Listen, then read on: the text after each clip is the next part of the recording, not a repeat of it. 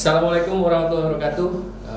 Jumpa lagi sama saya Mujahidin di FISIP UMSU Bicara, salah satu program dari Fakultas Ilmu Sosial Ilmu Politik Universitas Muhammadiyah Sumatera Utara, yang mana salah satu program FISIP UMSU Bicara ini hadir melalui TV UMSU, TV UMSU, FISIP UMSU ya, hadir melalui FISIP UMSU TV. FISIP UMSU TV. Udah, Itu ulangi lagi kalau ulang lagi sampai sini aja.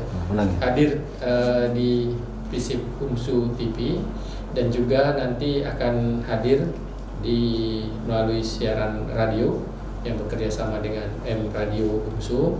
Kemudian kita juga di FISIP UMSU Bicara hadir melalui kegiatan-kegiatan yang bersifat akademis, seminar, diskusi, dan bedah buku dan lain sebagainya melalui aktivitas-aktivitas yang lebih bersifat akademis.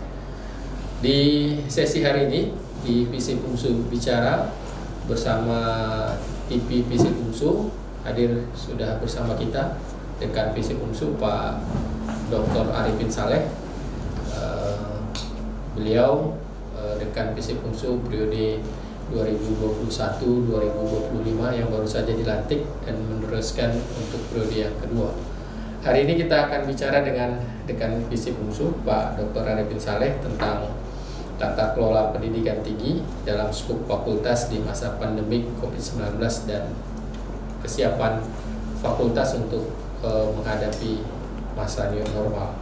Ya, Pak Dekan, apa kabar? Sehat? Alhamdulillah. Kita hari ini diskusi ringan, Pak Dekan, santai dalam konteks FISIP UMSU Bicara.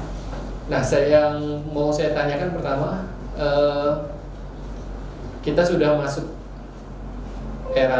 menuju era new normal, Pak Dekan. Beberapa kegiatan sudah mulai dilakukan dengan konsep offline ya, daring, walaupun pada prakteknya beberapa kegiatan pembelajaran dan seminar-seminar juga masih dilakukan dengan daring. Bapak sendiri misalnya selaku pimpinan fakultas di FISIP, kesiapan apa yang harus dilakukan menjelang kalaupun nanti keluar kebijakan tatap muka dan ada adaptasi baru di tengah COVID-19 ini. Silakan Pak Dekan. Oke, terima kasih Pak Mujahidin, Esos MSP. Assalamualaikum warahmatullahi wabarakatuh untuk seluruh penonton FISIP TV atau FISIP UMSU TV ya, dimanapun berada.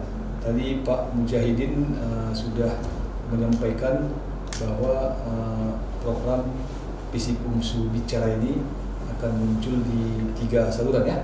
Saluran pertama ada di TV FISIP ini, kemudian ada di M Radio ya, M Radio. Kemudian nanti ada juga secara apa ya, live ya, live webinar atau seminar. Dan itu sudah berlangsung kemarin. Sudah berlangsung kemarin. Nah, kali ini saya dimintakan menjadi narasumber dalam FISIP UMSU Bicara, mengisi channel di TV FISIP. Temanya tadi sudah sampaikan soal bagaimana tata kelola pendidikan tinggi, khususnya pendidikan tinggi di tingkatan fakultas ya, yang mengelola prodi-prodi di masa pandemi COVID-19 ini atau menyambut new normal yang bagaimanapun juga memang pasti akan datang ya. Jadi memang topik ini sangat menarik, apalagi nanti kalau kita kaitkan dengan program Merdeka Belajar Kampus Merdekanya yang digagas oleh Menteri Pendidikan Kebudayaan Nadiem. Ya, Mas Nadiem Makarim ya. Pertama-tama yang ingin saya sampaikan dalam konteks tata kelola pendidikan tinggi ini ya, tidak terlepas memang dari bagaimana melaksanakan tridharma perguruan tinggi yang ada di masing-masing fakultas, yang nanti diturunkan kepada program studi, kemudian juga diturunkan lagi kepada semua dosen, semua mahasiswa juga, dan sivitas akademikanya.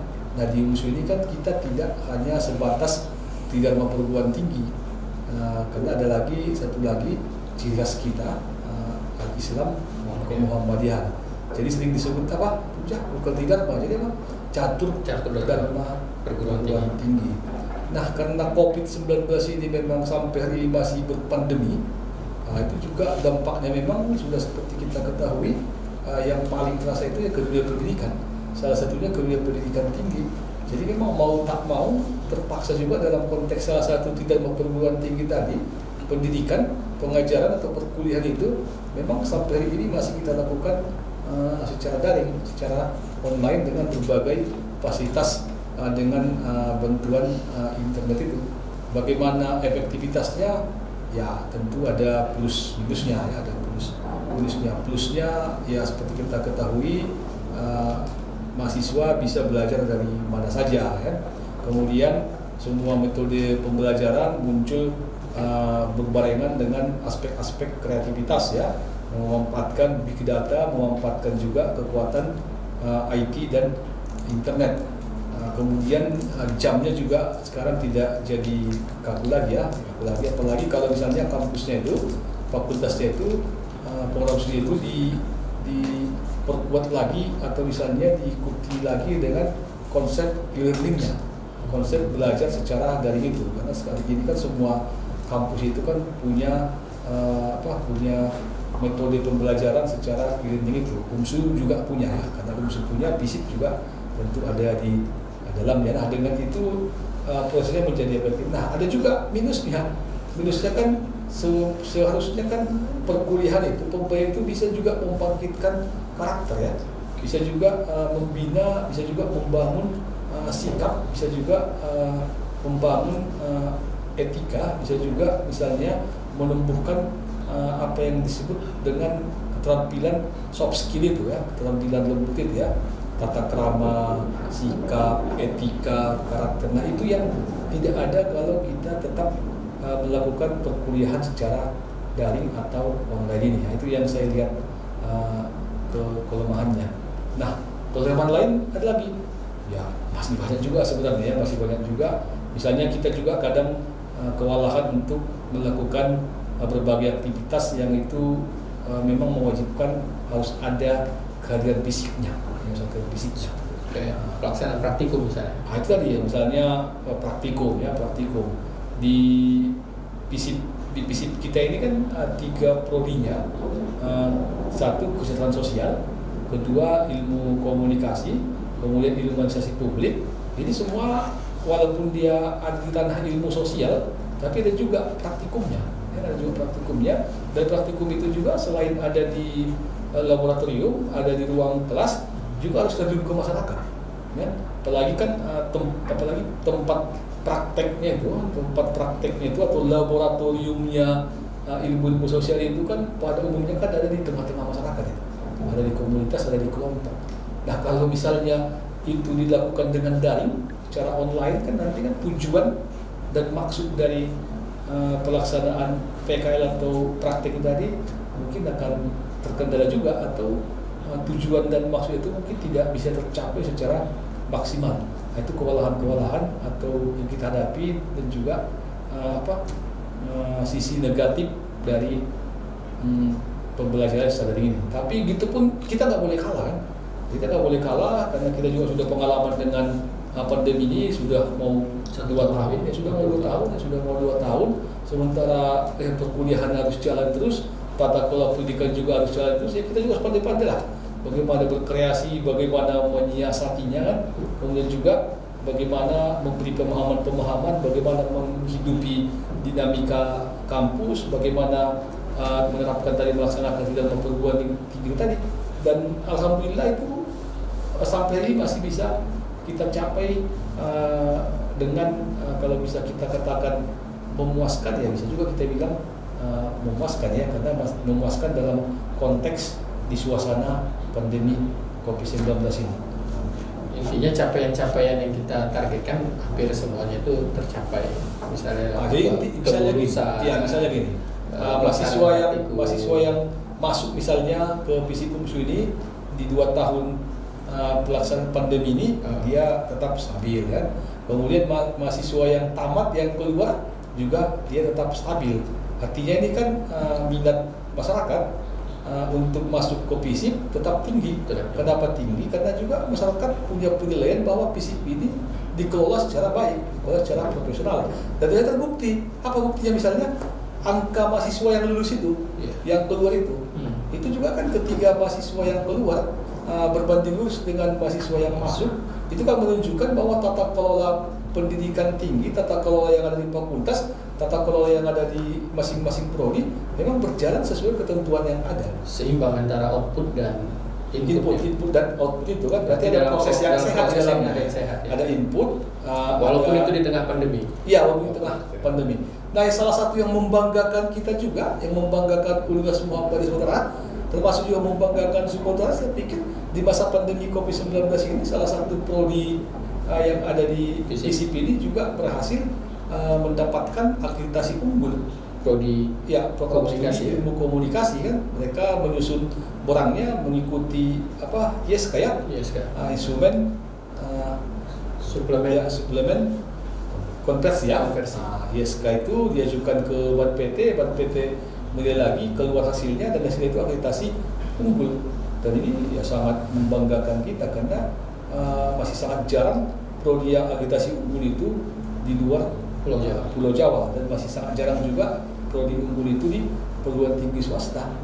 Nah, jadi ini membuktikan bahwa tata kelola kita di masa pandemi 19 ini, meski di awal-awal memang kita kewalahan, tapi karena kita cepat berkreasi, cepat berkolaborasi, kemudian cepat memahami berbagai ketentuan, kemudian juga bisa juga melakukan hal-hal yang memang menyesuaikan dengan kondisi. Alhamdulillah kita tetap jalan dengan semestinya. Saya mempelajari betul kemampuan Bapak lah selaku pimpinan fakultas manajerial untuk tetap berusaha se-efektif mungkin untuk tidak menjadikan beban tambahan di tengah COVID-19 ini.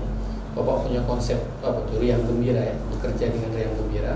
Tentu itu kan memberikan semacam suasana di tengah fakultas itu, Pak. Kira-kira itu bisa nggak Bapak gambarkan itu? Itu kan jadi virus baru ya di tengah fakultas, di tengah kita itu. Jadi gini, Pak Muja, salah satu yang harus kita siasati di masa pandemi COVID-19 ini adalah soal komunikasi. Ya, artinya bagaimana kita melakukan komunikasi dengan mahasiswa kita, bukan dalam konteks belajar, tapi semua juga. Bagaimana juga kita melakukan komunikasi dengan dosen-dosen kita, bagaimana melakukan komunikasi dengan pengelola prodi, bagaimana melakukan komunikasi dengan tenaga kependidikan. Nah, kita dibatasi, kita dilarang oleh protokol kesehatan yang sangat ketat itu. Beberapa kali PPKM. Iya, beberapa kali PPKM, dan tidak memungkinkan kita untuk bisa bertatap muka. Ini sebuah kendala. Nah, kekuatannya memang ada di komunikasi secara daring dengan memanfaatkan IT dan kekuatan internet itu. Nah, yang salah satu kita manfaatkan ya kita sampaikan juga ya media sosial. Media sosial apa? Misalnya WA Group. Media sosial apa lagi? Misalnya Zoom ya. Nah, itu juga kan media-media untuk melakukan komunikasi. Nah, kita kan takut nanti kebijakan-kebijakan yang datang dari perguruan tinggi, universitas, yang harus disampaikan itu kepada dosen, disampaikan kepada prodi, tidak sampai sesuai dengan maksud dan tujuannya. Padahal itu nggak bisa kita sampaikan secara tatap muka, nggak bisa kita sampaikan di kelas, nggak bisa disampaikan di ruangan.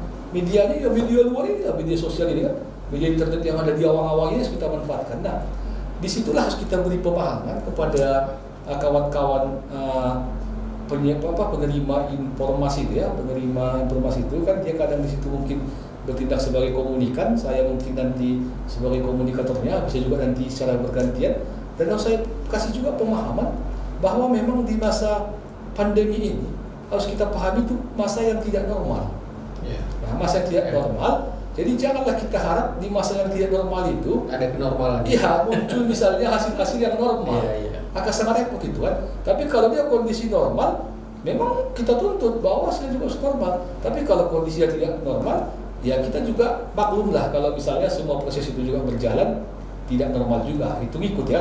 Nah, alhamdulillah dengan semangat seperti itu, ya kawan-kawan ternyata paham Dan mudah-mudahan juga semua kebijakan-kebijakan yang diturunkan ke tingkatan dosen, ke tingkatan teknik, ke tingkatan pengelola prodi dan juga mahasiswa itu semua bisa diterjemahkan dengan sangat baik sehingga pengelolaan pendidikan tinggi ini juga berjalan dengan semestinya. Itu pertama, Pak Musa. Kemudian kedua mungkin ini kan kita masa pandemi ini kan menyita pikiran ini, stres yang sangat tinggi, ekonomi juga terganggu, ya kan, psikologis juga terganggu. Nah, kalau kita berbanding lagi dengan pekerjaan itu akan menambah beban juga kan, akan menambah persoalan lagi ya, tingkat stresnya juga tinggi. Nah, makanya itu muncul kekuatan Riang Gembira tadi memang terus kita gebiarkan. Riang Gembira itu memang terus kita gelontorkan. Saya selalu mengatakan seperti ini kepada dosen juga kepada mahasiswa. Di sela-sela perkuliahan juga saya sampaikan, termasuk di masa daring ini. Mana akan pilih, saya bilang gitu. Dapat A, Riang Gembira. Kemudian suntuk, dapat A, suntuk, saya bilang gitu. Riang Gembira lah Pak, kata gitu. Ya oke. Saya ganti pertanyaannya, saya bilang. Dapat C, Riang Gembira. Dapat C, suntuk, saya bilang gitu. Apa-apa kan pilih? Ya, Riang Gembira Pak, itu kan berarti kan apapun hasilnya, saya bilang. Itu apa Riang Gembira, saya bilang gitu. Mau A dia Riang Gembira, bilang. Mau C dia atau tidak lulus, dia Riang Gembira juga. Kecuali misalnya kan dengan suntuk bisa selalu dapat A. Kau itu ayo kita bakar suntuk lah kita semua bilang gitu. Mari kita suntuk semua kalau bisa selalu maksimal. Ini kan tidak. Nah, sama kawan-kawan saya sampaikan juga, sama Pak Prodi juga saya bilang gitu. Sama Pak Prodi juga saya bilang gitu. Macam mana kan mengolah prodi ini dengan suntuk tapi hasilnya juga tetap hasilnya tetap juga 80. Riang Gembira juga 80. Riang Gembira lah Pak, ayo udah selesai. Kita nggak apa-apa merepet-merepet, saya bilang. Kita nggak apa-apa misalnya protes-protes, tapi pekerjaan harus tetap kita selesaikan. Kemudian kita kerjakan borang, itu salah satu juga tanda kutip momok ya, yang membebani setiap prodi ya. Kalau ada masa-masa penyusunan borang akreditasi kan selalu itu kan itu menyita waktu ya, lebih ya. Iya, menyita waktu, menyita pikiran kan, menyita tenaga segala macam kan. Tapi itu tadi, makanya kita atau saya pribadi mau mengajak kawan-kawan itu untuk bekerja itu untuk melaksanakan tugas-tugas itu untuk menata kelola lembaga yang dipimpinnya itu memang dengan konsep itu tadi, Riang Gembira. Kalau toh bisanya kita senyum, ketawa, selesai juga, ya ngapain kita suntuk itu? Ya, selesai juga memang ngapain itu suntuk kan? Ya, tapi kalau misalnya kita Riang Gembira memang hasilnya tidak memuaskan, suntuk memuaskan, nggak apa-apa, suntuklah kita. Nah, itu yang selalu saya bawakan itu kan, udah siap itu saya bilang gitu. Itu pertama kan saya bilang gini kan, tata kelola ini kan buatan manusia. Ya. Kebijakan juga produk manusia. Dia bisa berubah. Iya, produk manusia kan. Kemudian berbagai laporan instrumen juga itu laporan apa itu juga produk manusia. Artinya setiap saat, setiap periode, setiap waktu itu bisa berubah dan bisa diubah. Iya. Nah, lantas ngapain kita harus misalnya kaku mengertikan itu? Kaku dalam memahami. Iya, memahami dalam aturan-aturan itu. Toh nanti yang dilihat selalu hasil. Yes. Kan itu harus dilihat hasil kan.